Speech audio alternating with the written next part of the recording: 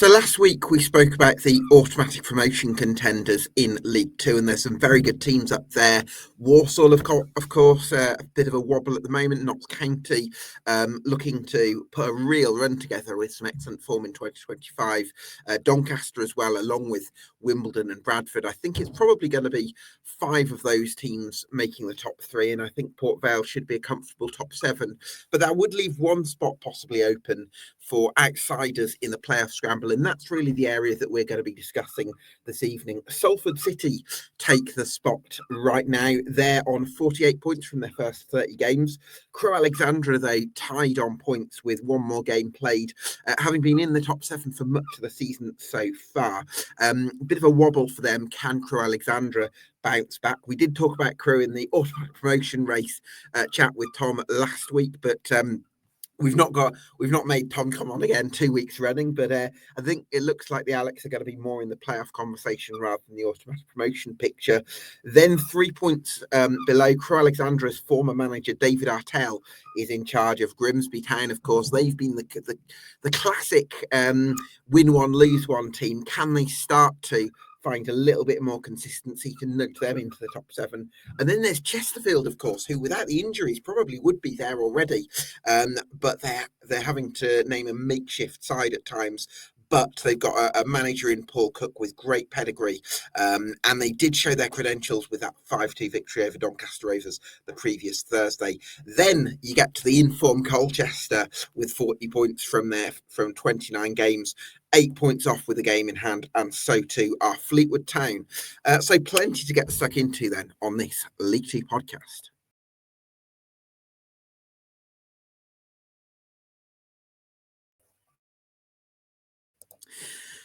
Yes, welcome along to EFL Debate. Thanks so much for joining us. You could do us a massive favour if you enjoy our podcast by getting subscribed to us on YouTube and on Spotify at EFL Debate. For now, I'm delighted to be joined by my co-host for the evening, Jack Kershaw from the excellent jkanalysis7 Twitter account of Fleetwood Town. Good evening, Jack. How are you seeing the playoff scramble sort of unfold in League Two at the moment?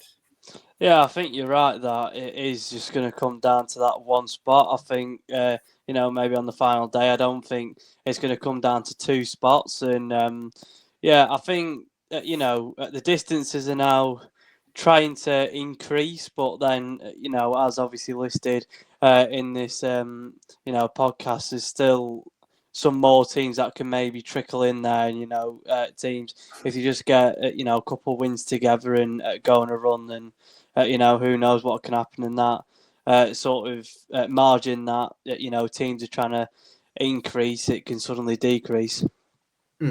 I mean, MK Dons have been in this conversation for all season just because we've always believed that with their calibre of squad, possibly top 3 on paper, many would argue, surely it's going to click at some point. But the form they're in, I've kind of discounted them from the conversation tonight. That's not to say that if they can put a run together that I wouldn't sort of reintroduce them to this playoff conversation, but right now they just look to be nowhere near it in terms of form.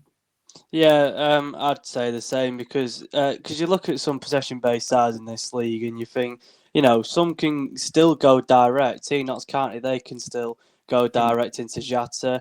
Chesterfield have got Peppel, they can go direct into him now. But now you're thinking MK Dons, when they can't break down a low block, they've not got that sort of aerially sound player up front. And it's because obviously Orsi, he weren't a target man for Crawley, but I thought he could still do a job. And now you're looking at Scott Hogan, where he's getting on, and it's more to feet, and it's obviously not direct enough. And obviously Scott Lindsay, I think it'll be interesting to see what he does in the summer because we've said that he's got a side that can play possession-based football, but it's ultimately the profiles that he's just not getting right at the moment.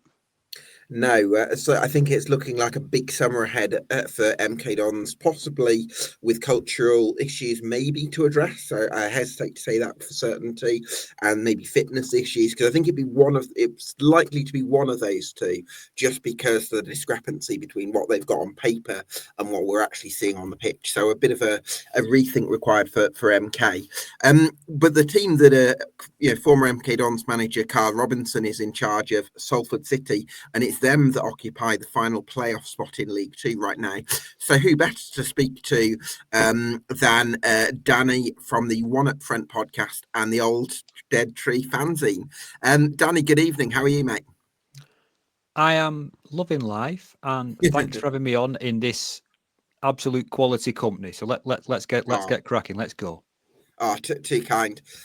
So I wanted to talk to you about Salford City, that 2-0 victory over Tranmere last weekend. What really stood out to me was basically the ability of Haki Bidalarkin and the way that he sort of floats around and picks up brilliant positions and produced one or two lovely, two goals, but one lovely composed finish against Tranmere Rovers last weekend. If you would have seen him in the first half, as I did, you would have thought, is he just all hype? Because basically, if you look at, I really like the player. A lot of fans do, because he moves like a player from a higher league. He's got more athleticism. He's got more body swivel than anyone Agility. I've seen. Yeah, he's just got that little slickness that you don't see at League Two normally. But I was thinking back, I thought he came on and changed the game very early on after he joined us. We were losing 1-0 against Cheltenham at home. Came on, scored 2 very low XG chances and won us the game 2-1. Quite a while ago now. And he basically did kind of the same thing again, that he didn't come on this time, but he did nothing in the first half. I thought our performance was rotten in the first half. I wanted to go home. And then Hakib, kind of on his own, turns games. So I keep hearing that we're putting a massive wage into him every single week, which is why no one else wanted to take him. But when he wins your 3 points twice, it's worth it, isn't it? Yeah, absolutely. Jack, who for Salford City has caught your eye? Well, watching the Tranmere game, first of all, I'm going to ask Danny, was Adelkin at left wing back for that game? That's his position at the moment. But if I can give a slightly longer answer, because I know Gab doesn't mind people going on, if you're okay with this, Jack. Why do you think we've invited you back, Danny? I know I said I'm on a time limit tonight, so I'll have to stick to that. Now, because of Osama Ashley, the king of the defensive midfield role in League Two, not being available, that changes what happens in our inverted commas wing back role. When Osama Ash is in the team, they are wing backs in name only. They are not in wing back positions. They're much higher up the field, because the team, and most importantly, Cal Robinson, trust that we can defend with a goalkeeper, a back 3, and Osama. Basically, defend with 4 and the keeper and attack with 6. With Lewis Warrington, no chance. If you saw how deep we had a back 5 for the first time, a proper back 5, a Pete Wild back 5 of Barrow, your favourites, Gab. It was deep and it was flat, with Adelakin on one side and Taylor on the other. So the long answer is, in that game, he was technically a proper wing back, especially in the first half. But usually, when Osama's been fit, he's more like a left wide forward. Right, yeah, because watching the highlights, I thought that he linked up with Forner really well when Forner went off to the left, and I thought they made a lot of really good giving goes. And Jack, it was that reverse pass, wasn't it, from Tyrese Forner that sort of released him? I thought it was lovely, really deceptive. Yeah, it's like the relation's been there all season, and obviously Adelikin's not even played all season. And I thought you're right, and also Warrington, because when he was at Fleetwood, I thought.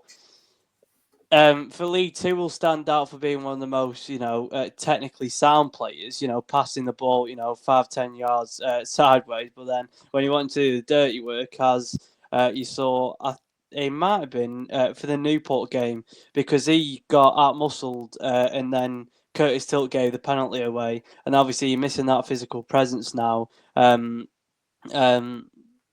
with Warrington in midfield. And obviously he won't cover as much ground as Ashley will. So I think, obviously, if you get at least, two decent athletic figures around Warrington, that he will succeed. And, hopefully the technical advantages that he can bring will outweigh the negatives that maybe you can get shrugged off the ball easily. But I can definitely see what you mean about Warrington.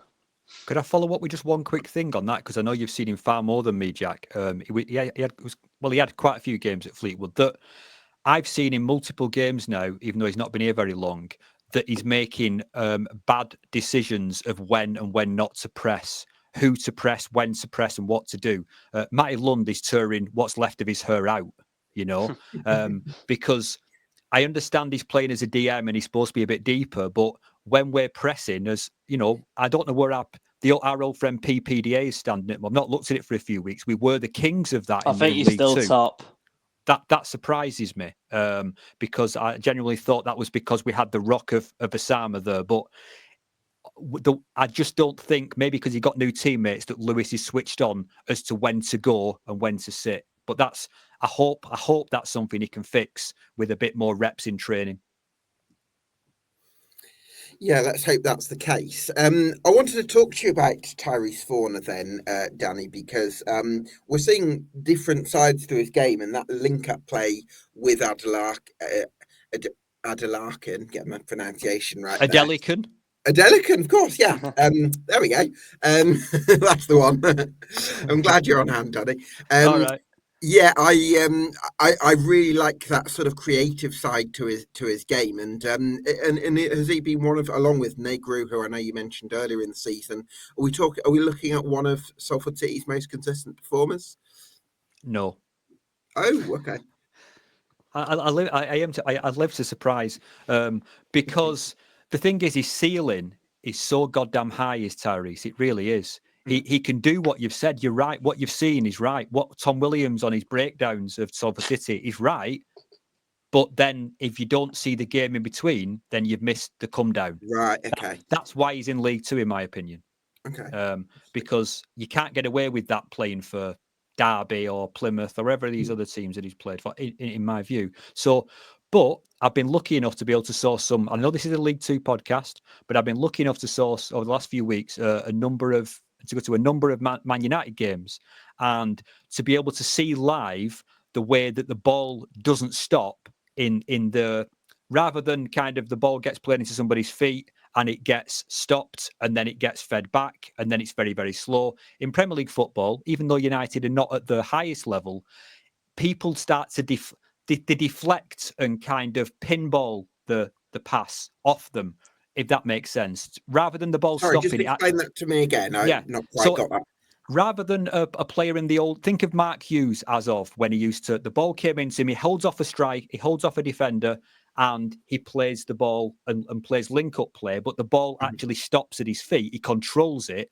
Yeah. What I'm seeing with Adelake and Forner is that when the ball comes in, they deflect it and allow it to come off their body without stopping it. And that's where the pace of the pass is used to actually try and break the opposition press, because it happens, nothing moves quicker than the ball. So you see what I'm saying? It's a very pinball flipper move. The best player we had at this before he left us and went to MK Dons, where I don't think he's doing that well, is Callum Hendry. But those he two was a pinball wizard.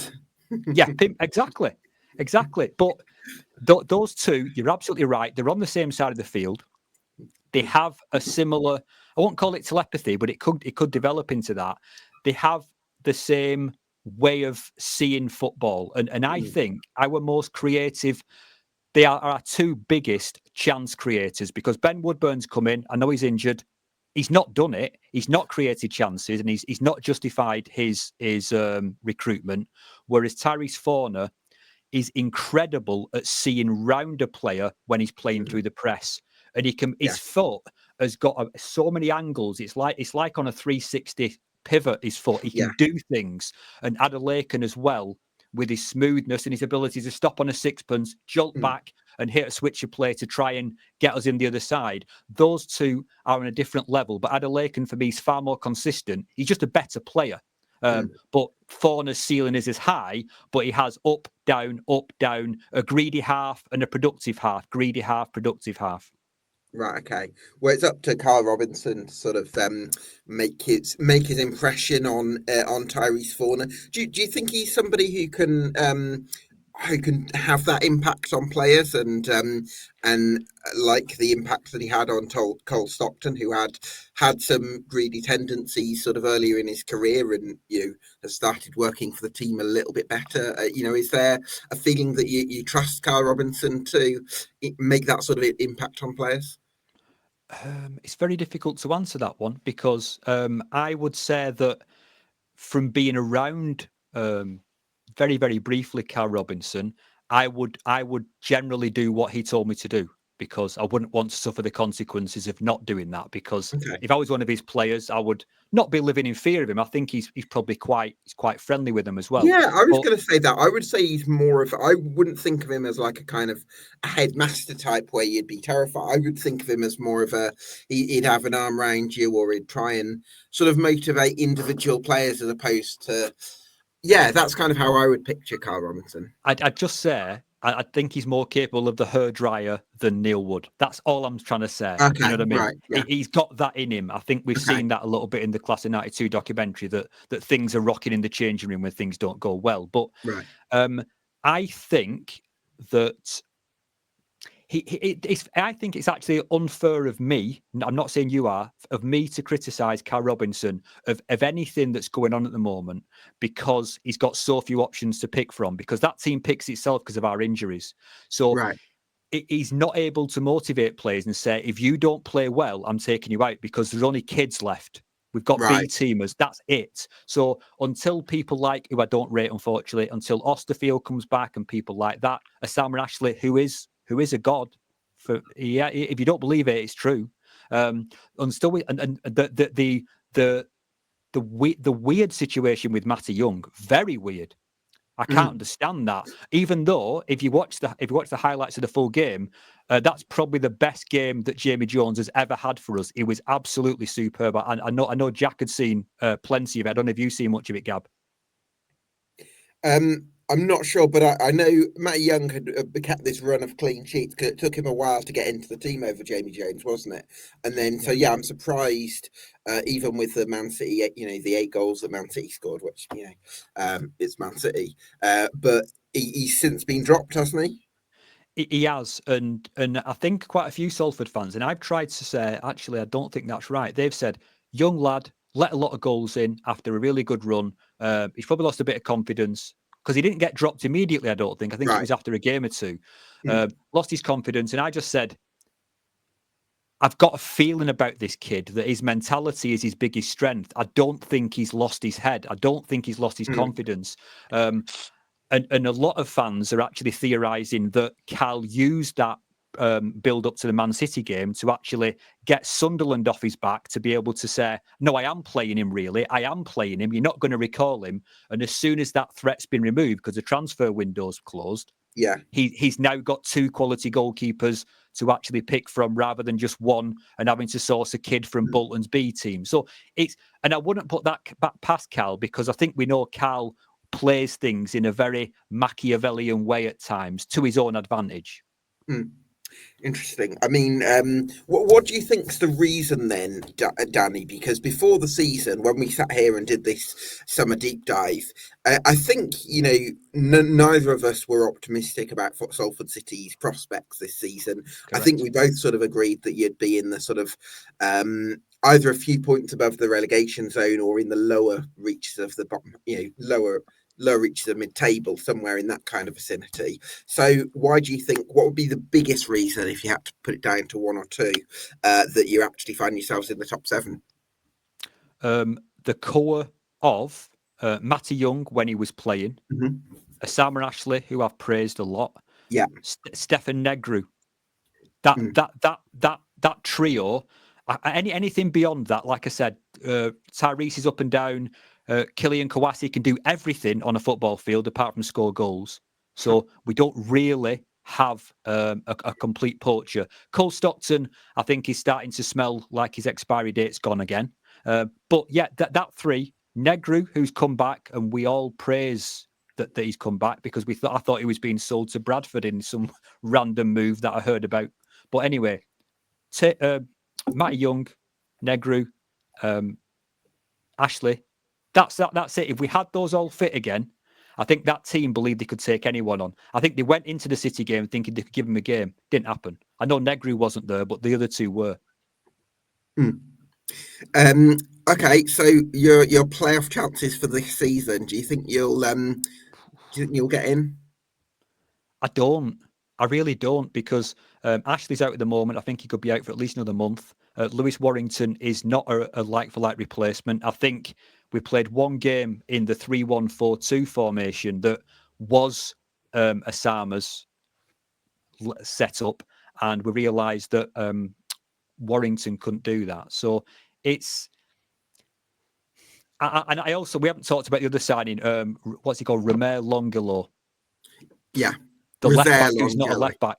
Yeah, sorry, I'm rubbish at the pronunciation, but I just keep hearing that he's he's more of a wing back or an attacking player, isn't he? Yeah.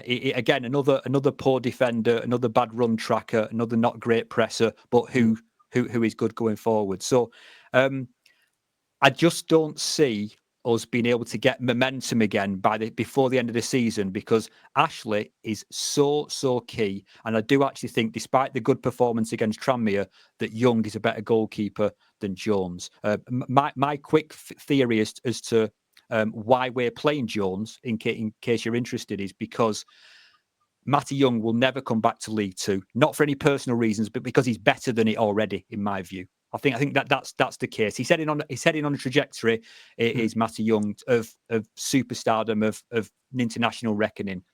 Jamie Jones is the only player in our goalkeeping tandem who could possibly return to us next season. He's not signed up for it, but if he plays enough games, he might want to come back. And it might mean we've got a decent quality option, at least but one. That's very interesting, because that's a very long-term view from Carl Robinson, to think that you're in a playoff scramble this season. You could get into the top 7. You might win promotion and possibly get Matty Young back for League One.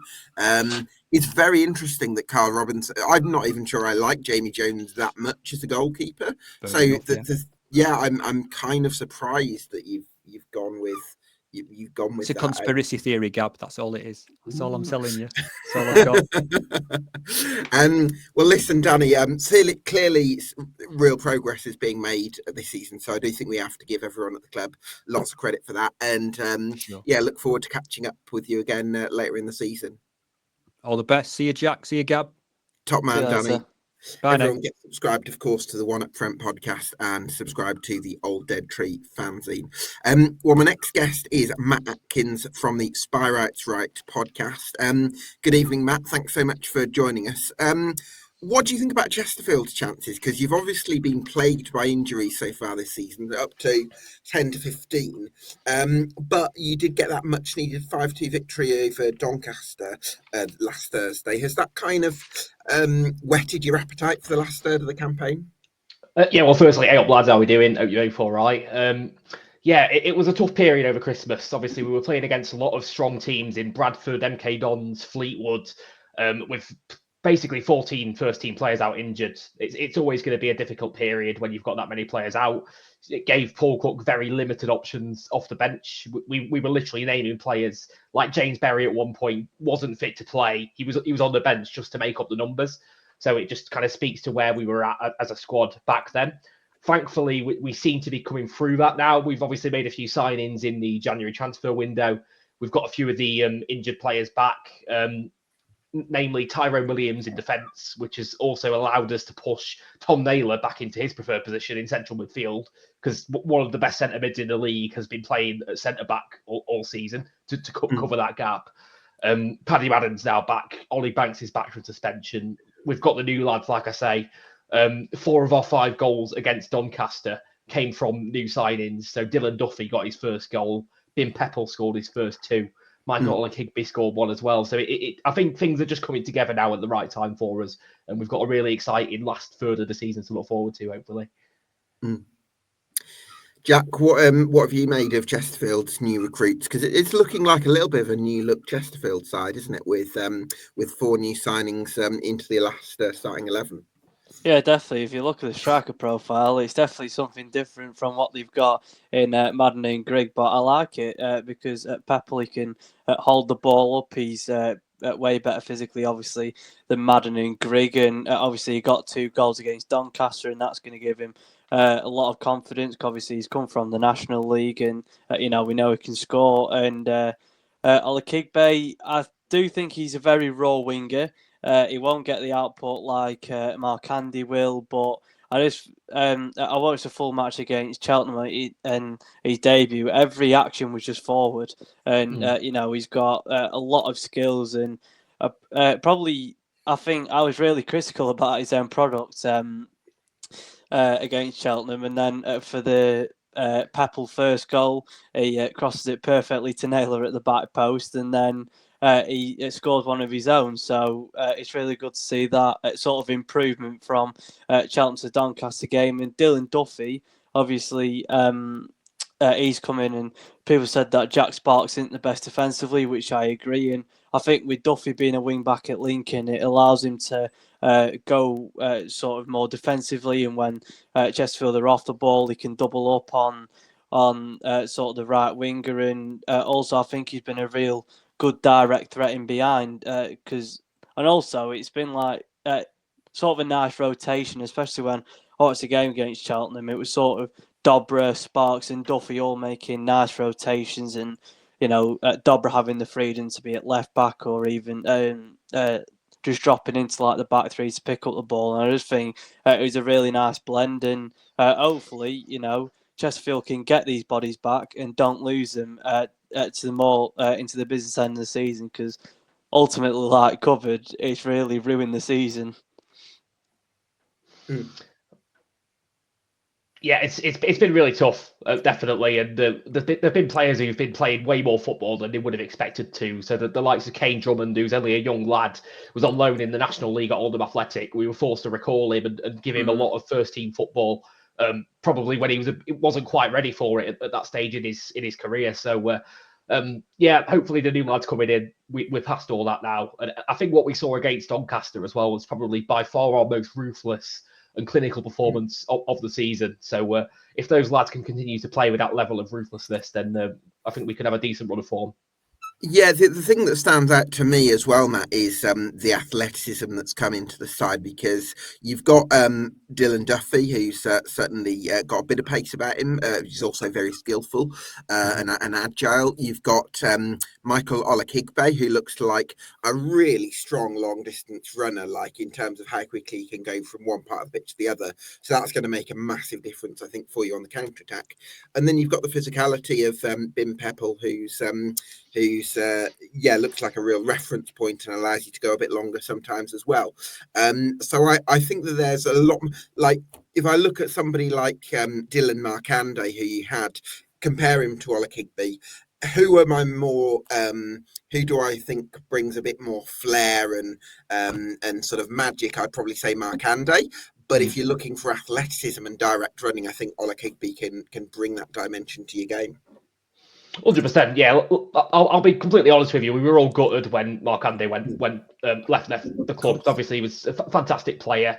They always say never fall in love with a lone player, don't they? So we were all kind of expecting that to happen. And good, all the best of luck to him at Leyton Orient. It sounds like he's doing well there at the moment as well. So fair play to him.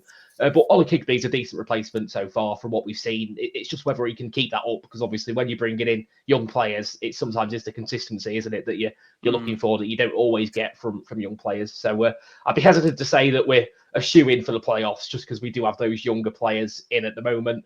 And it's just a case of whether they can continue the performances that we've seen in the last couple of games.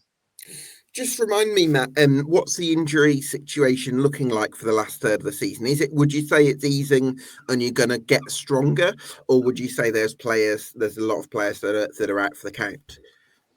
Still a lot of players out. So obviously Shea Dunkley, we've missed him for the vast majority of the season. Yeah. Some kind of neck injury from the sounds of things that he's had to have surgery on. So I don't think we'll be seeing him anytime soon. Will Grigg is still out as well for the rest of the season. Kyle McFadzean, who we obviously brought in as that centre-back option, after 2 games gets injured. I mean, you can't write it, can you? I don't know what we've done to deserve this season, but he came in. You probably can. That's right. Yeah, I think Paul Cook's driven past a few too many black cats on the street or something, to be honest. But he came in, looked really good for 2 games. He's out for the rest of the season. So I'd say probably the core group of lads that we've got at this moment in time is what we're going to have for the rest of the year. But we do have a lot more options now. I mean, we did have Paddy Madden, Cole Clough, Mandeville, all as options on the bench against Doncaster. And it just shows you that we've now got that strength in depth to bring options off the bench if you do need it to change a game. So. Who are the ones that, since we last spoke to you, Matt, a couple of months ago, that have kind of maybe improved their form and sort of changed your maybe perception on their level? I'd be curious to know if anyone's sort of gone up in your estimations recently. Yeah, probably Darren Oldacre. I think at the start of the season, he had a few performances where you were like, oh, is he going to be cut out for League 2 level? But I do think he has also shown some patches of brilliance, especially sort of the last month or two, I would say. And he scored a couple of really nice free kicks. And I don't know whether you guys saw the goal that he set up for Ola Yes, Kigby. I did see that pass. There was a real flair on it, wasn't there? Yeah, lovely little outside the foot through ball for Ola Kigby. So, I think he's improved a lot this season. And I think Cook will be looking to tie him down to a deal potentially, because I'm pretty sure he's out of contract in the summer. So we'll be looking to get him for the longer term. Do you think you'll finish in the top 7 then, Matt? Good, yeah, really good question. I'm not sure at this stage. I mean, I don't want to say we definitely will, because we'll probably end up with 6 out injured after the Walsall game on Saturday and be back to square one again. That's just how this season's gone. I think we've got a good chance. You know, we've got a lot of lads back. We're showing that sort of clinical, ruthless edge that we perhaps didn't show earlier in the season. And if we can keep that up, then we've got every chance. Because when Paul Cook's teams are on it, they play some lovely football and they score a lot of goals as well. So we'll see where we go. Well, certainly moving in the right direction. Listen, thanks, Matt, and all the best for the rest of the season. Yeah, cheers, lads. Have a good one. Top man. And everyone get subscribed to the Spireites Right podcast and follow Spireites Right on Twitter. Delighted to be joined by my next guest, which is Ryan from Up the U's. Ryan, you must be getting a bit of what's the word? A bit of nosebleed territory for you, being considered as part of the playoff scramble chat, having been sort of languishing in the bottom 8 since the playoff season in 2020. Do you know what, Gabe? It is such a relief when you messaged me, I think it was yesterday or the day before, to come on and to see the words playoff chat rather than relegation chat. I don't know what we're doing here. Hello, everyone. We're Colchester United. Nosebleeds, a bit of vertigo. Danny Cowley is a legend. Give him a statue outside the ground now. Wow. That's all I can say, really. The football we're playing has been incredible. There was a little bit of a blip just around Christmas, but we seem to have put that behind us. Massive win on Saturday against Walsall. What about Aurora Edwards, Ryan? He looked brilliant to me. He looked such a live wire. He is one that I think we had offers in January for. And what was quite nice is when you hear there's an interview on YouTube with Danny Cowley, and he actually says about, like, we had every championship team and a couple of high-end League One teams in Spain, Portugal and Belgium come in for Tavide, but we told them all, go away. Normally we'd go 20 grand. Yeah, we'll have him. Cool. No worries. But it seems maybe Danny went to Robbie and went, look, please, whatever you do not sell him. It sounds like Aurora Edwards and Jack Payne were in similar sort of boats, maybe not as many teams, but there was some offers maybe come in for them. And you can really see on the pitch, there's a togetherness, there's the want to win. When we went 1-0 down against Walsall, it was, right, get back into this game. And I think 5 minutes later, it was 1-1. And it wasn't...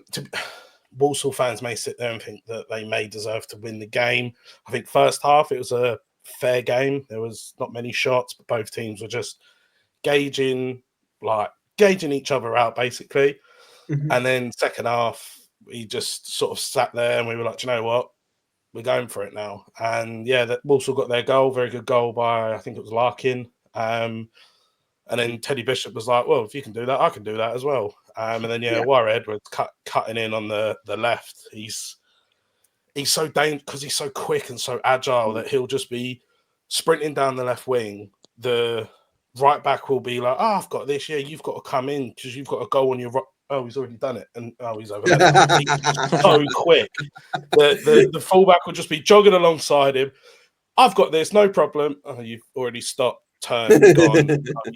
You just put it in the top of the corner. Well, Ryan, if you can just pick up on that, does that show that Warren Edwards has got amazing acceleration as well as pace in open ground? Because it's one thing to be quick over a long distance, but then to be able to lull a fullback into a false sense of security and then burst forward and just beat them like that shows a different skill all in itself, doesn't it? Oh, 100%, yeah. He's one of them that he'll go sprint. You see it all the times, players sprint down the wing and then they'll go to cut back, but they stop so suddenly that they then can't get back up to that speed. He literally can just stop on a dime and turn and go at the exact same speed. He can get the ball, see there's acres of space behind the fullback, just kick it down the touchline and just go. And you'll see the keeper will be like, "Oh, come out and get that." And then go, "Oh, actually, no." And he's sort of in no man's land. If anything, I think he's too fast sometimes. There's been times where he's gone down the wing, he's cut in, he's looked back, and he's like, "Where is everyone?" And then you look at it like the Will Smith meme where... Yeah, he's like looking around like, "Where is everyone? I'm up here. Where are you guys?" And everyone's like, "We're coming, hang on." But yeah, he was obviously at us a few years ago, had a really good spell with us, and then got the move. Yeah, well, that's what interests me, Ryan, because it feels like the name of Warren Edwards. I want to say he played maybe under Russell Slade at Grimsby, and that would be going back now, 2017, something like that. So he's been around League Two for like 8 years, and yet I don't. If you ask me to remember what was the season that Warren Edwards had, which was like the real one standout season, I struggle to name it, and I think it's because he's had to be so patient just with the injuries that he's suffered and one thing and another, but it seems like he's kind of making up for lost time now, which is wonderful to see. Yeah, definitely. Looking at his career, we got him on loan from Bristol City in January 2022. So he was in on loan. He then went back to Bristol after the loan, then went on loan to Ross County, then went back to Bristol, and then we signed him as a free transfer. And it's like you said with his injury, when we signed him, it was one of them was like, if he could stay injury free, that's a really, really good option. And I think that's when he first came in, there was a couple of injuries, and we were like, "Do you know what, maybe as a bench player to come on." And he always talks about having finishers. He has his starters and his finishers, and he says his finishers are as important as his starters. And we was like, "Do you know what, Warren Edwards as a finisher, fantastic." But now it's now a case of, Warren Edwards is starter. If he's got the engine to do it, he is finisher as well. And yeah, he's now starting to score his goals. The game against Tranmere, he had a very similar goal where he went running down the left, cutting on the right, and it took a deflection and went in. But against Walsall, there's no taking that away from him. It was pure brilliance just to get into the good spot. And he went, "Do you know what, I'm having this," and just put it straight in the top corner. Absolutely. Jack, we've certainly spoken plenty about Warren Edwards and waxed lyrical about him. Who would be the one that's stood out to you for Colchester this season?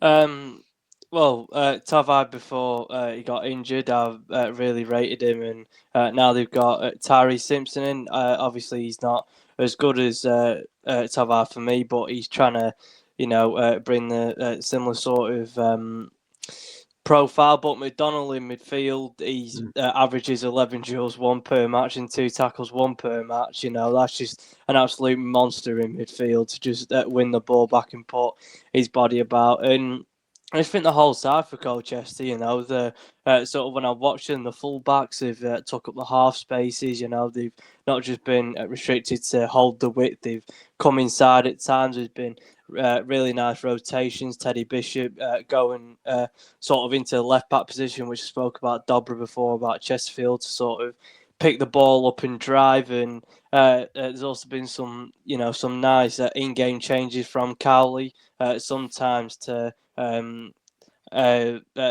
just have one up front and then sort of change the whole thing then to 2 up front, sort of like that. But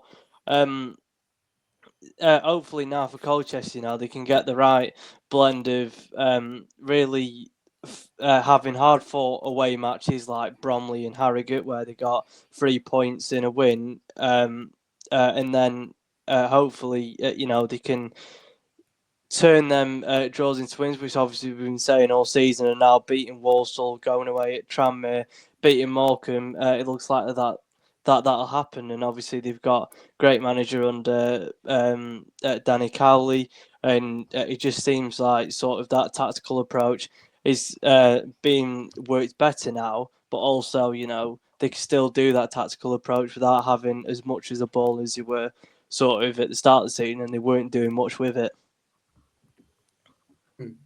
Yeah, what you were saying about Jamie McDonald, what a player. He's a player that I would love for us to sign, but like some of the other guys were chatting earlier, he's one of them players where you can see he's far too good for League Two. If he was to stay, we thought he was going to go in January. We thought that, like what we had with Joe Taylor, that Forest were going to go, right, League Two, he's bossing it, right, put him in League One, see what he's like there. The fact we've been able to keep hold of him is incredible. And where he was talking about the duels he won, his job against Walsall was to man-mark Jamal Matt. And Jamal Matt lost 13 duels, which was the most out of everyone on the pitch. Hang on, and right. That's incredible, because it's like that's a midfielder going up against a 6'4" experienced target man. And if I'm not mistaken, unless I'm going Matt, JJ McDonald's not a big lad particularly. Is it unless just see if I can find his height. But yeah, like you say, it's one of them. Not like he's super tall, is he? I don't think. No. So right. It was literally a case that on throw-ins, he was probably going like that, looking up to him and going, "Really, I've got to mark this guy." And Jamal Matt had 12 aerial duels and won 5. Jesus Christ. And Jamie McDonald was the one that was just like, "Oh, you want the ball? No, I'm having it." He honestly, I have no idea. I don't think we have a scouting team, so I don't know where he's come from. I don't know, because it was him and Aaron Donnelly. Donnelly's obviously got recalled and then moved to, I think it was Ross County, or no, Dundee, sorry. And McDonald, I don't know.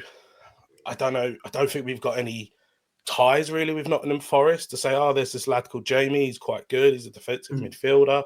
At the time, he came in when we had Alex Woodyard, so it was like Woodyard was going to be the starter, McDonald was going to be the finisher, but then that quickly swapped round. Now Woodyard's gone. It's just McDonald.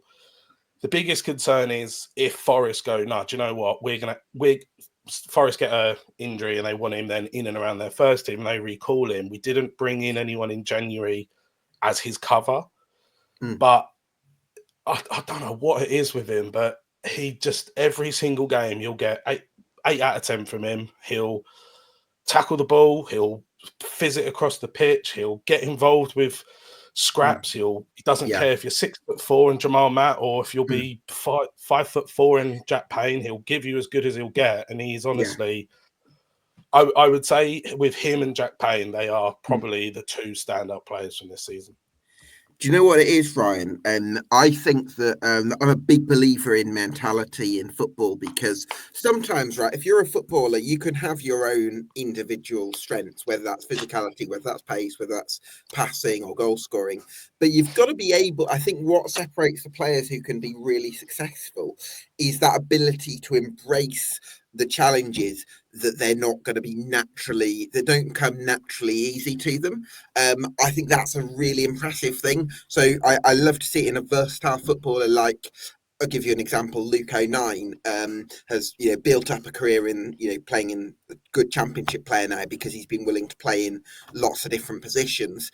And I think that mentality of just being able to hit every challenge head on, regardless of whatever advantage, and always backing your own ability, I think that's a really admirable thing. So that's what I'm excited about with Jamie McDonald and how he can that potential in his career, because it's not just what he's naturally good at, and I'm sure that there's loads that he's naturally good at, but also the things that you wouldn't think he'd be as good at, he can still make it work because of that mentality.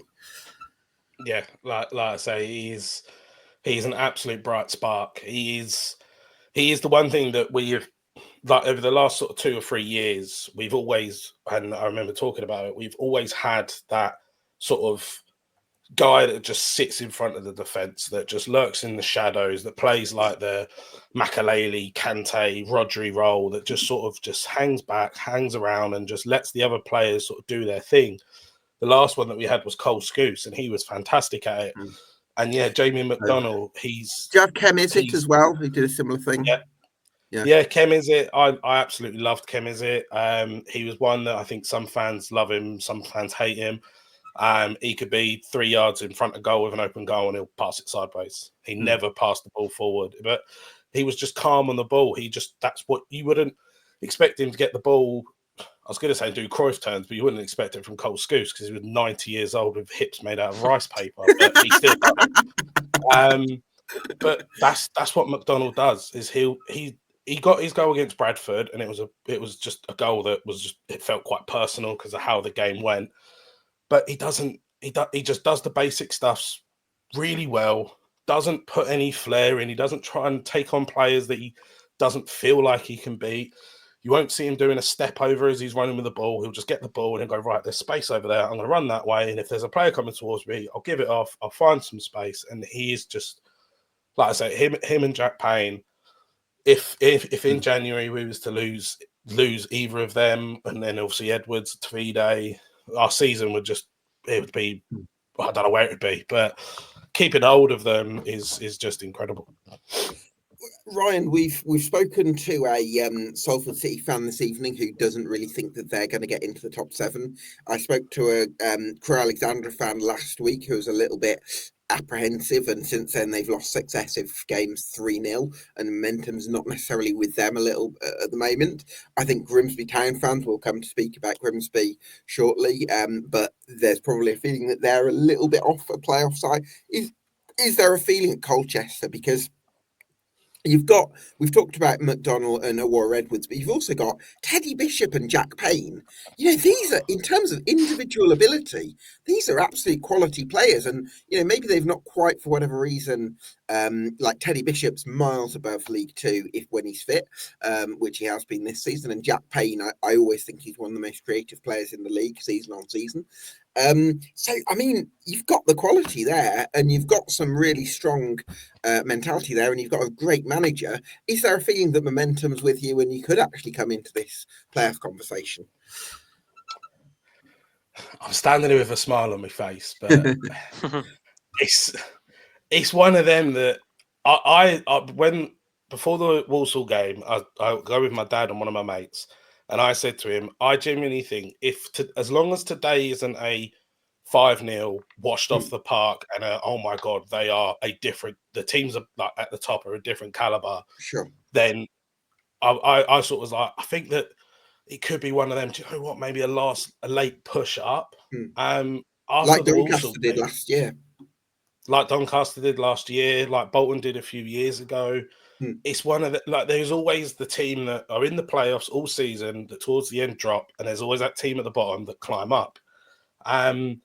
Funnily, I did actually message Ben from the Swindon podcast, and I messaged him. Colchester versus Swindon.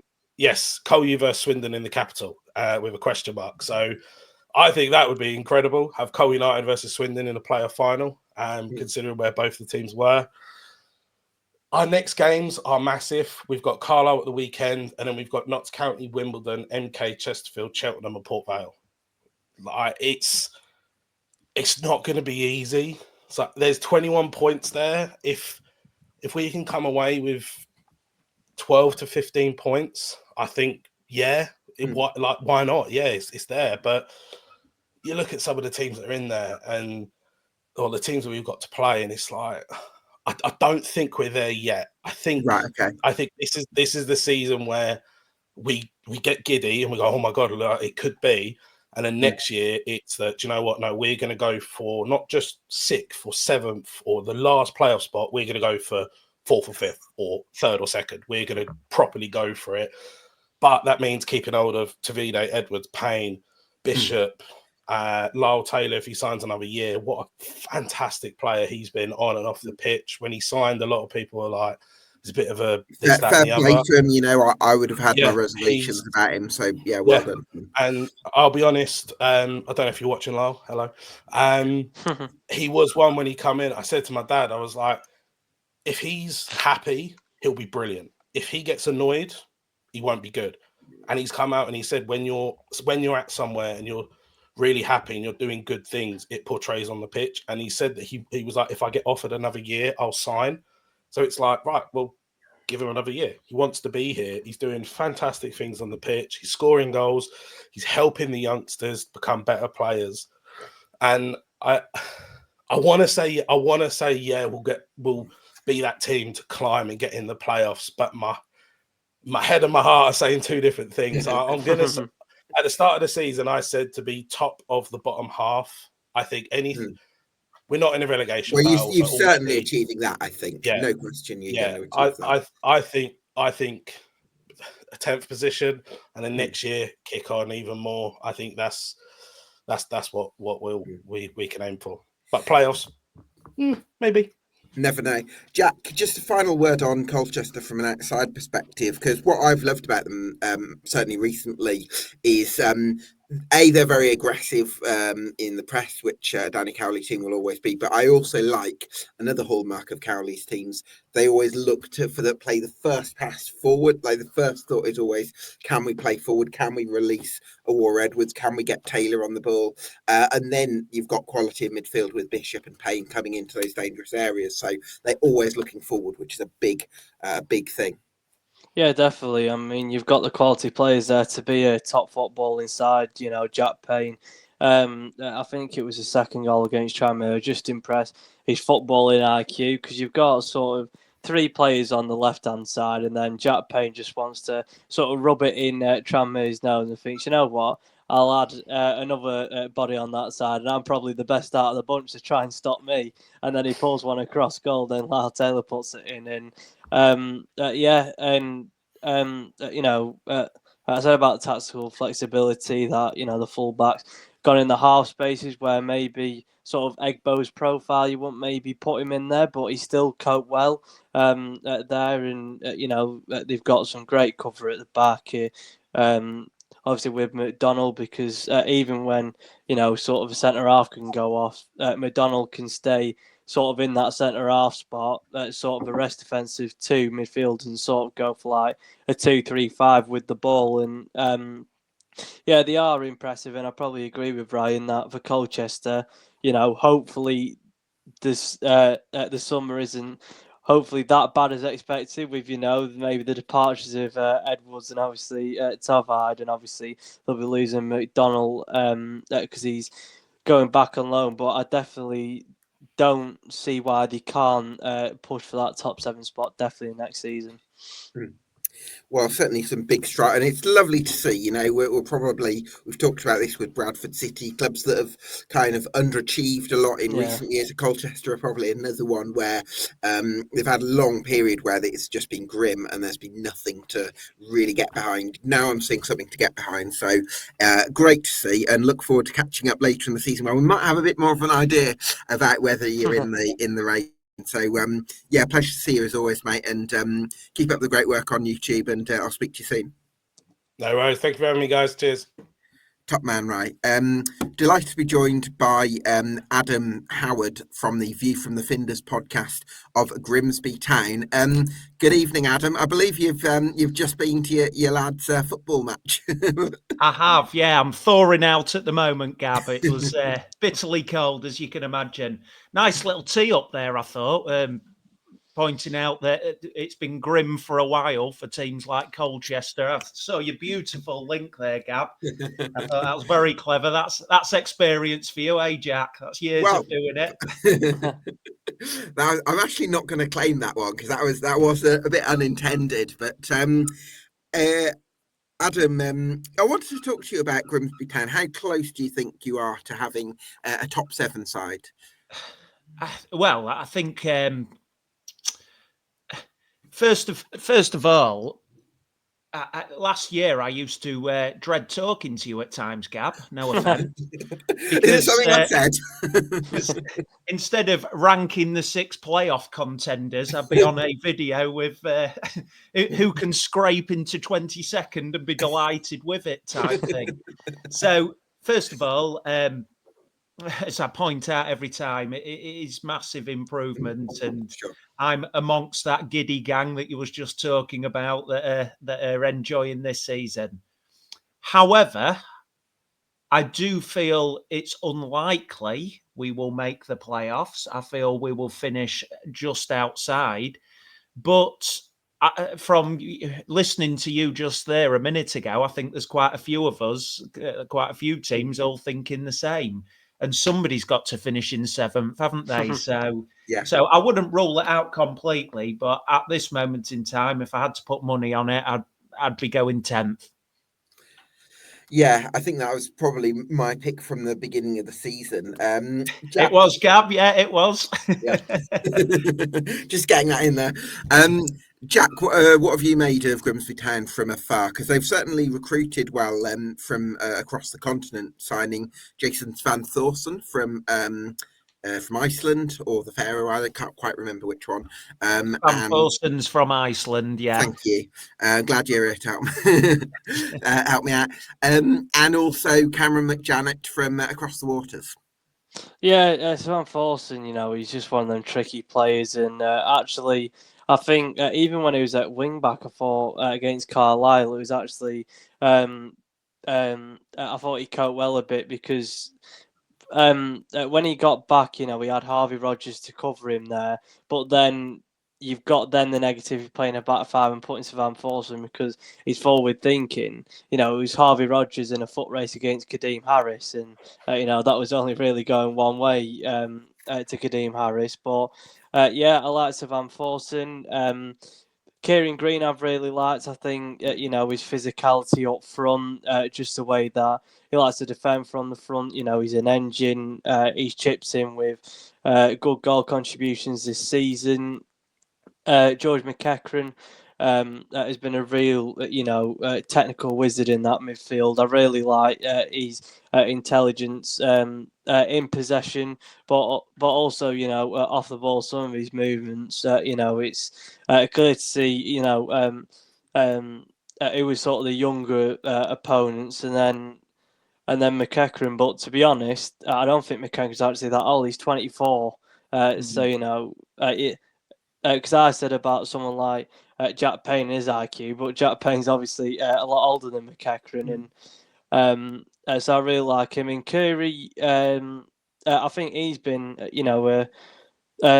it's his proper breakthrough season, and I think his off the ball movement that he offers is good, and I think his relationship with Denver Hume I think is improving, and I think that I've been impressed with Grimsby, but more so when they're not dominating the game with maybe 65 to 70% possession like against Barrow, because they just didn't move it quick enough, and when they're maybe going longer and you've got sort of Danny Rose to get the flick-ons and then a big crew behind him sort of pinning his man to link the play, I think that works a lot better.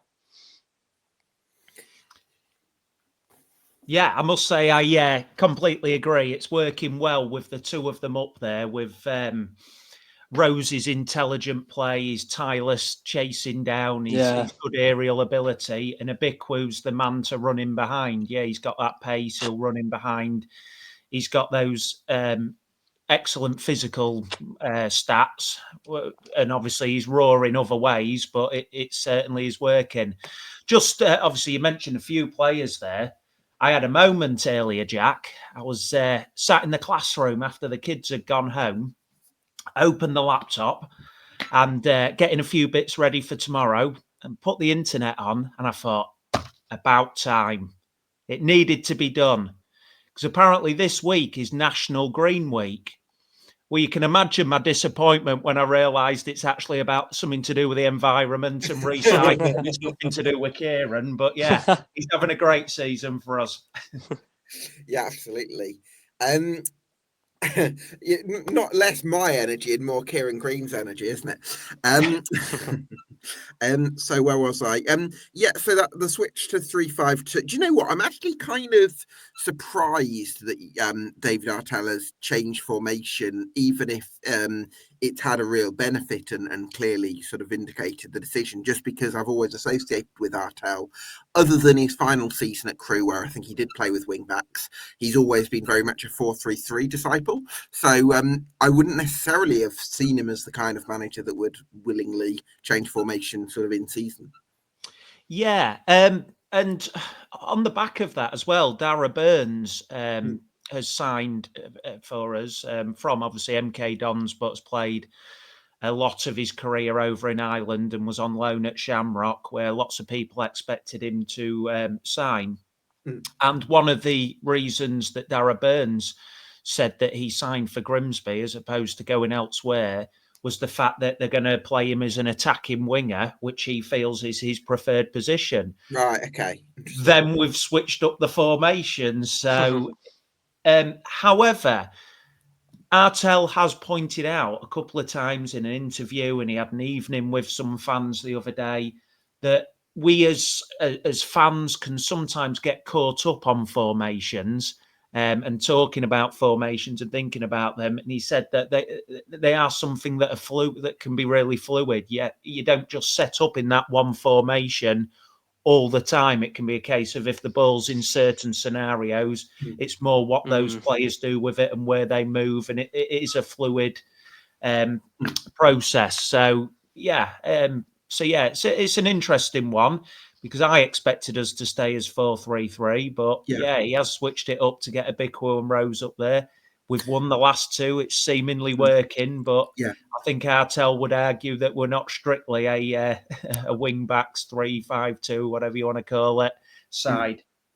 Yeah, how do you see the situation playing out when Dara Burns does? Because is it a fitness thing, or in terms of he needs a rest, or was it a sharpness? I can't quite remember why he's not. There was definitely a sort of practical reason as to why he wasn't starting. But anyway, when he does become sort of more in the reckoning, I'm curious to see sort of how that's going to impact Artell's thinking formation-wise.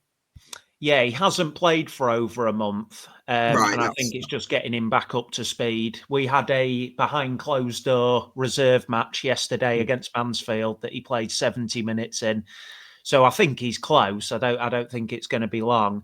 How do I think it'll play out? I don't know. I really don't know. I think we will switch between the two formations from now until the end of the season, depending on opposition, depending on who's fit and available. Because one thing that we know from this season is we're prone to a few injuries. So Bickwu's had some. Obviously, Rose has had a couple of injuries. So there's going to be weeks where those two are not available. And then that's going to end up going back more of a 4-3-3, or one of those centre halves gets injured. And yes, Cass could maybe fill in there, but it could easily be that he just switches up the formation again. Denver Hume is absolutely key to that wing back formation. Again, anything happens there, and so it's going to be fluid. We're going to be changing between. The nice thing is we've seen good performances with both formations, so we know we can switch it up and play well. We can also play badly. We've seen with both formations this season, but yeah, we can play well as a 3-5-2, as a 4-3-3. Yeah, I suppose one option would be you could maybe bring in Tyrrell Warren to play on the right, or Lewis Cass to play on the right of a back three instead of either Harvey Rogers or Doug Tham, so that you can have a team sheet 3-5-2, but actually it could very easily convert into a 4-3-3 by shifting Hume from left wing back to left back, Sam Thorson from going from right wing back to right sort of sided forward, Abiku centre forward to left forward, and there would just be a subtle shift for everyone, and then the right centre back to being more of a conventional right back. It would just be a couple of tweaks in game that would get you from a 3-5-2 to a 4-3-3. So I do see the flexibility within that. The advantage of getting a Crewe and Rose close together, I mean, I think is that they're two very good centre forwards, and I know Artella's thought a lot of Crewe, even when he wasn't necessarily scoring the goals last season. This year he has been a bit more prolific, but he brings a real athleticism and showed some real composure with that finish to score the winner against Carlisle, and real agility as well. Yeah, definitely. He's certainly he's growing on me. There's times where he can still frustrate, where I don't know, almost a sort of a languid style. He's not always. You feel like he needs to be on his toes sometimes, but then he comes alive at other times and looks fantastic at this level. I suppose that's to be expected of a player of his age. But yeah, I think he's a real asset for us.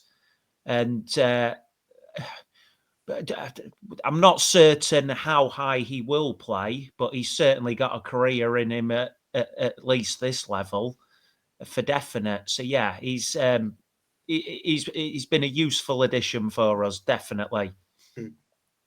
Jack, from an outside perspective, then, what do you think separates Grimsby Town right now from being, a steady outsider and a very competitive team that wins a lot of games at this level, but maybe isn't quite able to mix it with the very best in League Two, to a side that is a real deal? And with that change, maybe for next season, possibly throwing it forward a little bit, how close do you think Grimsby Town are, and which final pieces of the jigsaw would you say they need? I think definitely consistency, because I saw your tweet that obviously to be a side that maybe needs to sneak in there, instead of 4 games having 2 wins, 2 losses, you need that sort of consistency where you can maybe go 3 that you grab a point and then 1 that you maybe lose. And I know that it might sound ridiculous, but also set pieces. I put a tweet out the other day how many set pieces of Grimsby conceding, and it seems like a lot. I think it's the most in the division, and to me it seems like also the same setup where sort of like a train for the opposition, and then it's sort of like the Grimsby players lose the men, and obviously it'll be with the set piece coaches how they set it up, but I feel like that's a big weakness to Grimsby. And actually it falls into Fleetwood's hands nice actually on the 22nd, because under Pete Wild we've been scoring a lot of set pieces, so it'll be interesting to see how that sets up. Yeah, I mean, the problem is trains are a technology that haven't made it to this part of the country yet. We're not quite sure what they are, so that just confuses us. But yeah, you're dead right. I mean, we even had the 3 centre halves on the other day against Carlisle, and he still found a free header in the box, and it was a simple goal, really, wasn't it? The thing is, it was a 4-on-4, but then because Doug Farn positioned himself sort of on the left, he couldn't quite get Lavelle, who was on the right. So it was just sort of that communication, obviously movement in the box that through, and it just seems like sort of it's always on the near post where the players aren't getting it. I think it was Danny Rose. He had all eyes on the ball and didn't track the movement of Lavelle. So maybe if he had more awareness of that, but maybe he trusts Tharm or whoever to pick his man up. Yeah. Absolutely. Adam, you've kind of alluded to it there. You think you're going to finish around somewhere in the top 10, but maybe not quite making that top 7. Yeah. I mean, in our next 6 games, we actually play the current top 3. So Doncaster away on Saturday. And we've also got Walsall away and Notts County at home within those next 6 games. Right. We're 3 points off the playoffs at the moment. If we can remain 3 points off the playoffs after those 6 games, I give us a chance then. In those last 10 games, if you're 3 points off, we've played those 3, I give us a chance. if we lose those 3 and don't get much in the other games, I mean, we've got a couple of nicer ones. Tranmere at home coming up, and You should beat winnable Tranmere. games. They're the worst team in the league for my money on current form. Yeah, well, yeah.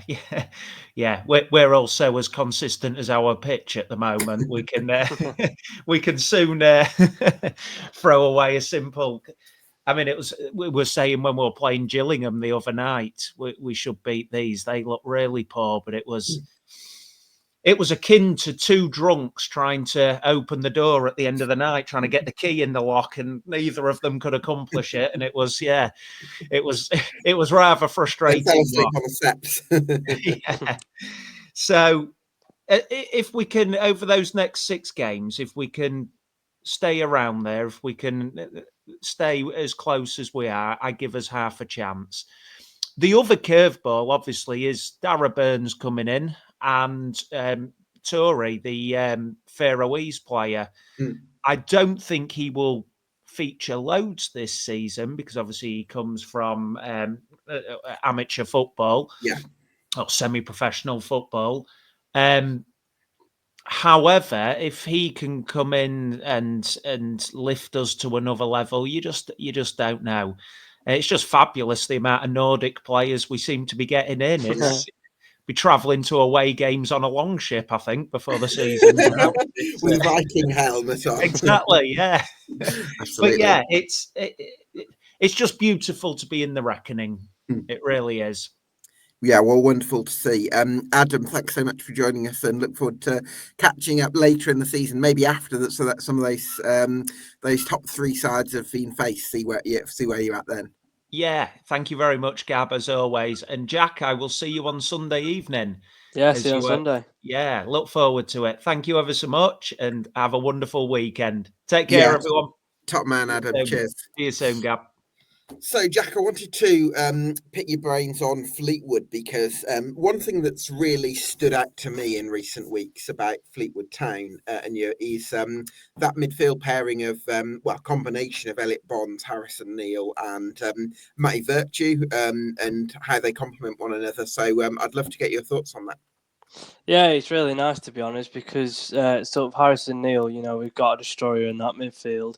But I think at times it's just sort of the case of can he get there in time, because obviously we know that Harrison Neal isn't blessed with pace, and he knows that himself. He's made quite a few jokes about that I've seen, but Neal, he won't shirk a tackle, and then that's let Elliot Bonds go forward. And this season I knew that Elliot Bonds was quite technical in small spaces. He could really show some brilliance, and then just his ball carrying ability. He's quicker than what I maybe would have given credit for, and also his pass in the final third is great. I thought against Cheltenham he picks up nice passes, and then ultimately he gets the assist for the second goal and sets Mark Helm behind. And but also he's got that strength, so even with sort of his technical presence, he can still really shield players off when he's under pressure, and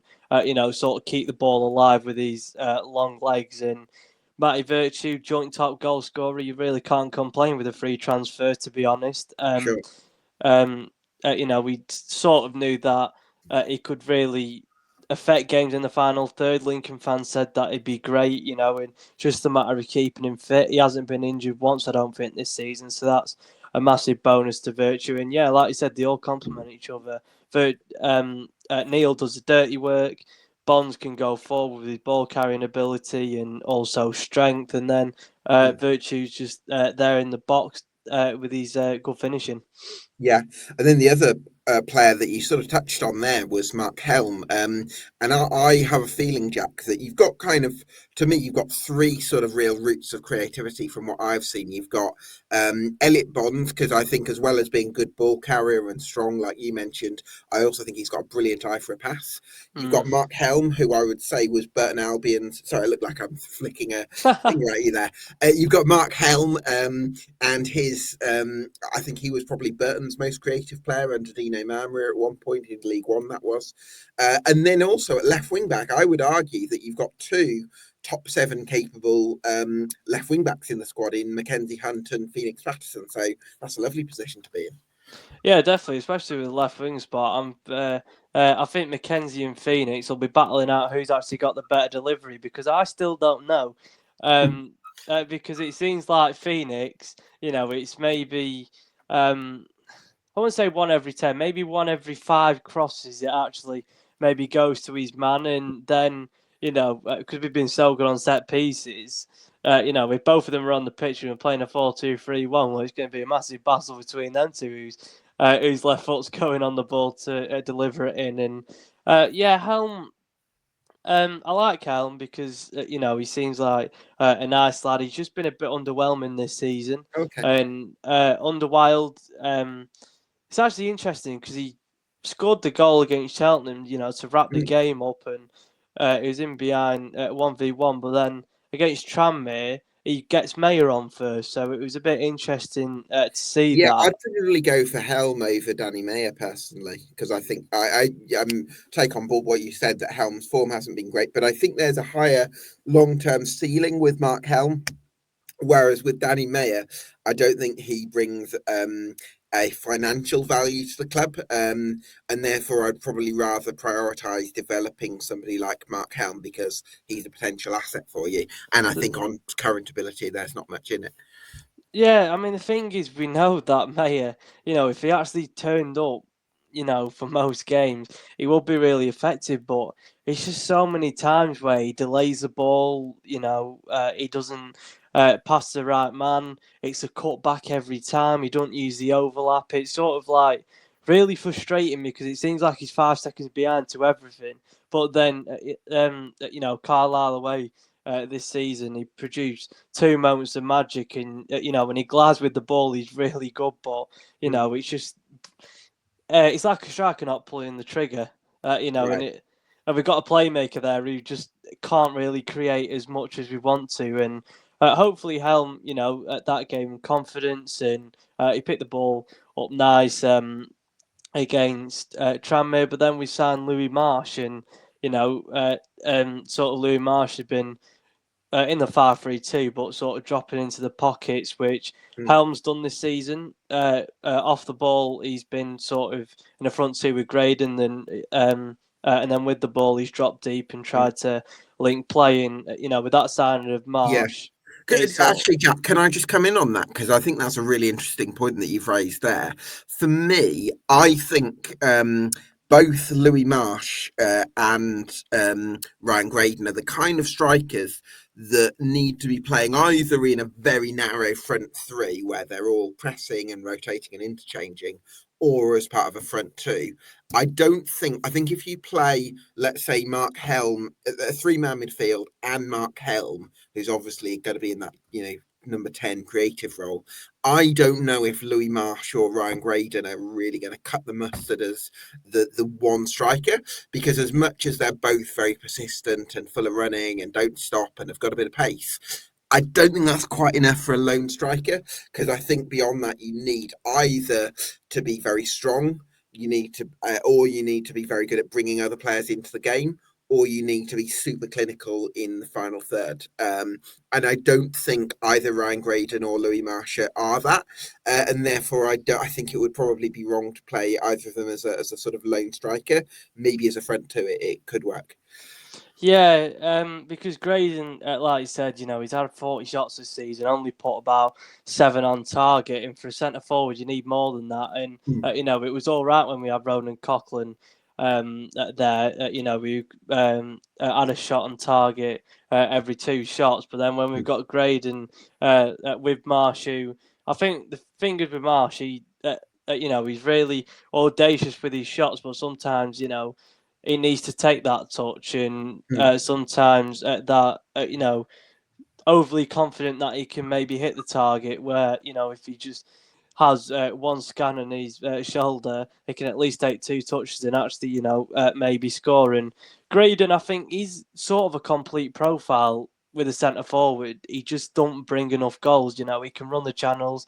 He's decent in the air. He'll press all game for 90 minutes straight. But it's just that final third, because we've seen that, you know, he can strike a ball very cleanly, but it's just not on a consistent basis with him. And sometimes his first touch can let him down. And with Marsh, like you said, he's not got that strength to him, even though he's 6'1". He's more of a 6'1" player that's agile, wants it on the half turn, wants to link up play. And I think, to be honest, with a lot of Graydon's sort of traits better when we've had Owen Davenport on the pitch. I don't know if you've seen much of him. He had a chance, didn't he, in the last game? Maybe at Tranmere, he came off the bench and had an opening, didn't he? Yeah, and against Cheltenham, he was 3 yards out, sort of snatched at the shot, and it was just straight at the keeper. But I think because he's sort of a target man that can sort of, you know, drop deeper to actually win the duel and then flick it on, and then Graydon's they're almost just in behind. That works better for Graydon, instead of Graydon being the one who wins it in the air, which he can do, but then Marsh in behind, I don't think is as good, because I don't think Marsh is as intense as what Graydon is. Right, okay, interesting. So you'd bring Devonport in for Marsh then? Off the bench, definitely, 60-minute mark. I just don't think that Devonport maybe has the full 90 in him. It's a shame that Cian Harrett's out for a month, because Cian Harrett, he's not, over 6 foot, but he can definitely back into somebody, and he's another one that can press for a while. I mean, I'm happy with Marsh, he's a technical player, but, if we want to go really route one, which we did on Tuesday last night, definitely weren't one for the neutrals, we need someone who's really physical. That's the thing, Jack, isn't it? Because the way Pete Wild's sides like to play, I mean, he can do it either way. So his first season at Barrow, he had Josh Gordon down the middle, who's like 5'10", got a bit of a spring, but not really great in the air. But they made up for it because they had a very narrow front three, which is kind of what I touched on earlier, where there was lots of energy in that front three. So even if Josh Gordon lost the header, they would still have another him and another 2 forwards that would basically go all out for the second balls and be extremely aggressive and force the opposition back that way. However, even if you only have a front two, I think you probably need someone who's got a bit of a physical presence and somebody that the ball's going to stick to.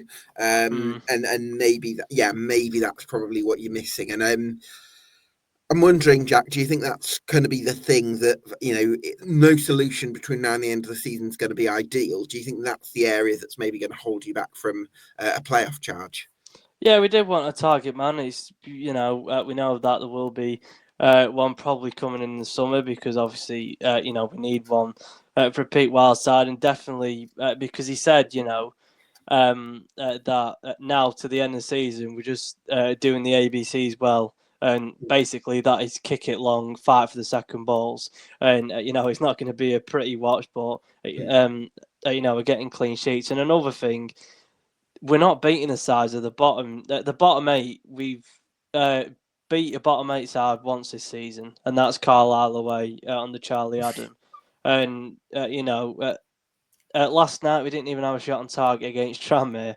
And obviously you labelled Tranmere as the worst squad in the division. Yeah. And I raised my eyebrows at that, and I'm thinking, and Fleetwood didn't even have a shot on target against them. So it is worrying now. I mean, Wild put it down to against Morecambe and Carlisle that maybe we played about with it too much and we didn't compete like a proper Pete Wild side. That's why we're going back to the basics. But then he came out in his interview and said, well, if we're not going to win the game, don't lose it, which is fine. But we're against 22nd in the league. We've got to get that control and we've got to create thorough chances. I mean, Ryan Graydon takes a past the keeper. He's got all the time in the world, and he tries to play a pass where the play's about 5 yards off it, so he's not getting there. And it's really frustrating now. We can do the double over Walsall. We can beat the sides in the top half. 6 goals past Walsall, Jack. 6 goals. We look forward to playing the top side. We look forward to playing him, and everyone else dreads it. But then everyone else loves playing against the bottom sides, and we don't like it. We want to play the top ones. Oh, God. How frustrating. But I think... I definitely think that bringing it, for me, throwing it forward a little bit to the summer, I think bringing in the right target man is going to be really important, because it's one thing them having the physicality and strength, but they've also got to have the mobility to actually fit into the pressing demands. Because what I don't want to see, as much as I do think you need someone the ball can stick to, it's also got to be someone who can be super aggressive against the ball. Because if you're not going to be a super possession-based team, which I don't think Pete Wildside is going to be, you've got to be able to be super agile and able to go against the ball as well. So it's a bit of a niche sort of remit, I think, in the summer, to find the right centre forward. But if you can do that, I think that next season is going to be the difference between Fleetwood being a mid-table side and Fleetwood being a top 7 side. Yeah, definitely. And I was trying to get a bit hopeful for the playoffs at one point, but then ultimately, if you can't beat the sides at the bottom, when it's getting to the business end of the season, teams guarantee 3 points against them when they're going for the top 3 and top 7. If we can't do away, that, Jack, was the kind of game you had to win if you were going to make it out for it, I think. Yeah, exactly. And honestly, I was really relieved that I went back on the coach and had a quick nap before I came on, because if any neutrals actually picked to watch that game, I really feel sorry for them. Yeah, because I watched the 2-minute highlights of that one, and there was only one highlight from the first half, which shows you how bad that must have been. I'm surprised he actually made a 2-minute highlight out of that. And then I think Tranmere got an extended of 9 minutes. So I don't know what clips went into there, but I won't be watching that again. So, Jack, I did want to touch on Crewe before we sort of round up the playoff candidates, if you've still got the time, of course. Yeah. Because although we did have Tom Boone on last week, we didn't want to ask him to come on again because he might be saying the same things. But I sort of wanted to, those back-to-back 3-0 defeats, one at home to Newport and away to AFC Wimbledon. Do Crewe look like a team that's on shaky ground at the moment in terms of the playoff scramble? I think, looking at what I saw and the way that even Wimbledon fans went into the Crewe comment section and said, fair play and good luck to the season, the referee was shambolic against. I don't know how that's a red card, to be honest, for Crewe. And I think it was Jack Powell came out in his interview and said, that happens 10 or 15 times a game in the box, and it's never a red card. And then I don't know if it was, but for Wimbledon's second goal, it looked like the referee had a little fist bump. I thought the referee just really, blew it away for Crewe. But I mean, against Newport, I think at Newport just had a bit more to him, and I think maybe just a bit more physicality up front with Baker Richardson. Yeah. And then I think because I don't think they played bad in the extending highlights, what I've watched. And it seems like, when they've gone down recently, they've really, gone at it in the second half, and sort of that third goal against Newport kills the momentum totally. But I think they'll want to bounce back from Wimbledon. And I think after the next 2 games, which is Gillingham away and Barrow at home, they're 2 games that you want to win, but 2 sides that have got... obviously, Gillingham got a point against top of the league, which is a massive momentum boost for them in a tough time. Then Barrow got 3 points at home against MK Dons. But after that, they've got Chesterfield, Fleetwood, Salford, Doncaster, Notts County, Vale, Grimsby and Bradford. That's 8 teams in the next 10 that are in the top 12. And 4 of them we discussed on this live. Yeah, absolutely. I think one thing, just by the way, on Ed from Ed, we've not discussed the Vale because we're more confident about them finishing in the top 7. We discussed them in the automatic promotion race chat last week, although I'm not quite sure they'll sort of stay in the top 3 conversation. Sort of in the middle there, aren't they? Yeah, should be comfortable playoffs. But just coming back to Crewe, I think because of the absentees up top, where they've only got Adrian Tibor on the bench last time out, and maybe he's not quite at the level where they were happy to start him. And Callum Adjius even was the one who came on for Shiloh Tracy rather than Tibor in that 3-0 loss at Wimbledon. Shiloh Tracy is very much a quick ball carrier. He's a sort of speed merchant. I don't think he can play back to goal. I don't think he's a prolific finisher, although he has grabbed a few goals, I suppose, this season, but not really that sort of real presence up top. It's not really been consistent. It's been more doubles, really, and braces that's done it for Tracy. And then you've got Lancaster, and obviously he's turned it on in like the past sort of 12 games, but he's sort of been in moments for Lancaster. Yeah, he's injured as well at the moment, I think. So Right. I think their whole game recently, given the absentees, it seems to me to be to basically use Shiloh Tracy's pace to create space and then get midfielders like Matthias Holacek and Joel Tabner and Max Sanders or Tommy Lowry into those goal-scoring areas. And the advantage of that is that those midfielders can sort of pop up uncharted because they're not marked like centre forwards are. However, I also feel like you're missing, I don't know, somebody to kind of really occupy opposition defenders, a bit of a presence, and I'm not sure Crewe have got that, and it feels like you're sort of relying on Tracy to create that space that moves defenders away. But if the defenders aren't buying it, then I sort of kind of think where do they go? So that's a bit of a worry for me with Crewe, and I also feel like they're missing. They seem a bit nice in the sense that they don't really have that tenacious presence in front of a defence. No. Which is the thing that they're missing for me. Even though their defensive record has been really good this season, I think they're missing some. I feel like in that area between defence and midfield, it's too easy to my eyes for opposition to get a shot away at them or to try and create something. And I feel like that's been exposed recently, especially without Mickey Dimitriou in central defence.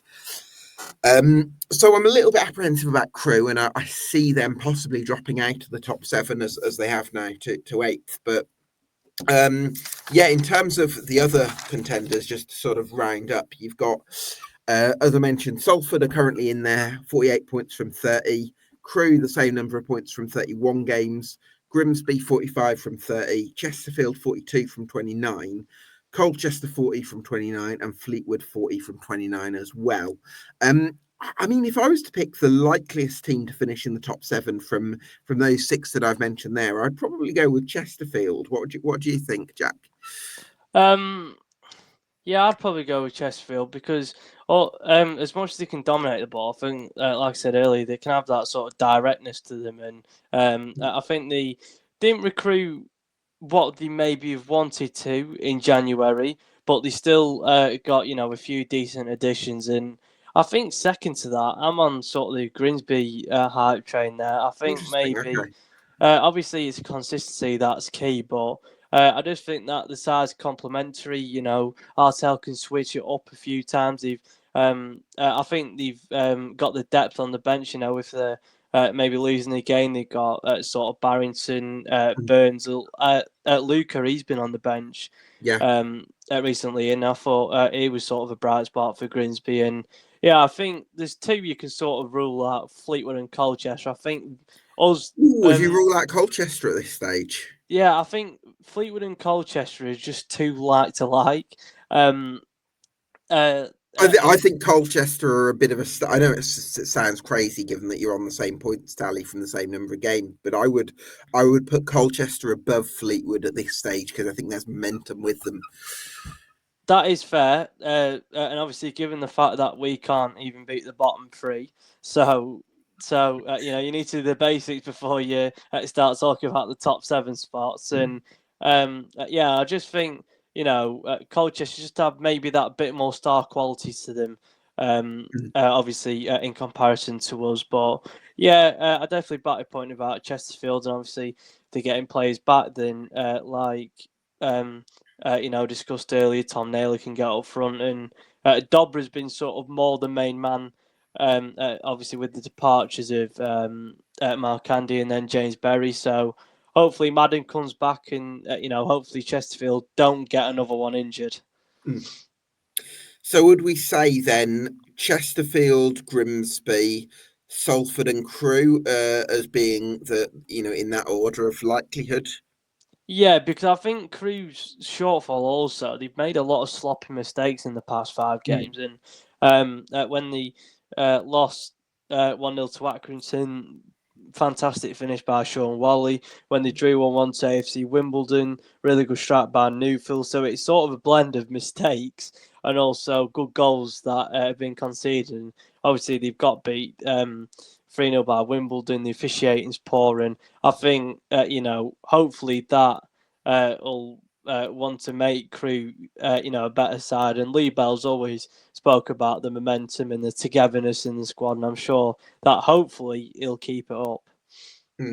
I mean, at the moment, if Colchester were to win their 2 games in hand on Crewe, they'd actually only be 2 points worse off than them. So, and getting the momentum is massively with them. So I just wonder, over the course of 17 games, I wonder whether Colchester could actually could overtake somebody like Crewe. But I'm not sure I've seen enough of a drop off from Crewe to really go that far, because the 8 points is still quite a big gap. So maybe we'd rank Colchester just below Crewe, would you say? Yeah, probably. But I also say about a point that maybe, they haven't got that aggressor in midfield, Crewe. And you're thinking, if an athletic and strong midfield go against Crewe, they can get easily overrun, even though there are 3 of them in there. But, if you get, I'm sure Ali Smith, I'm sure he must have had a good game against Crewe, because obviously he's really athletic. But yeah, margins sort of in this race. But I think, the list is right. And Salford, the distance between Salford and Crewe, I think Salford have got a delicate now, who can really win matches on his own. Cole Stockton in the 6-yard box if you try and feed him, and Kawasi can win it in the air, and then Forner can bring it forward. It's just a shame that Ashley can't come back sooner for them, really. Yeah. Well, what I like, Jack, is that there's, from a neutral perspective, is that there's reasons to doubt each of the 6 teams that we've mentioned. So I do think that there is room for bottom half teams to actually still come into that conversation in the last third of the season. So I do think that sets it up beautifully for the remainder. So yeah, really excited to see how it pans out. So who would your pick be then? Would you agree with me on Chesterfield? You weren't quite sweet on Grimsby, weren't you? Yeah, it's either Chesterfield or Grimsby for me. Probably Chesterfield for also Paul Cook being a great manager. Obviously, Artell is, but obviously Paul Cook's a 0 promotion winner. But who knows? It could be written in the stars that Ian Holloway sneaks up there. Yeah, you never know. He's done a late playoff charge before, maybe before your time, Jack. Probably. Brilliant stuff. Well, listen, thanks so much for co-hosting, Jack, and taking the time out of your evening. It's been wonderful to get your brilliant insight on all things League Two. I can't stress this enough. You've got to make sure follow Fleetwood Jack, as Ed has called it. I like the pun there. Follow him on Twitter at jkanalysis7. You can get subscribed as well. Just final reminder to EFL Debate on Spotify and YouTube. Thanks to all our guests for coming on this evening, and to you for watching at home. This has been EFL Debate, the League Two podcast. We'll see you again next week.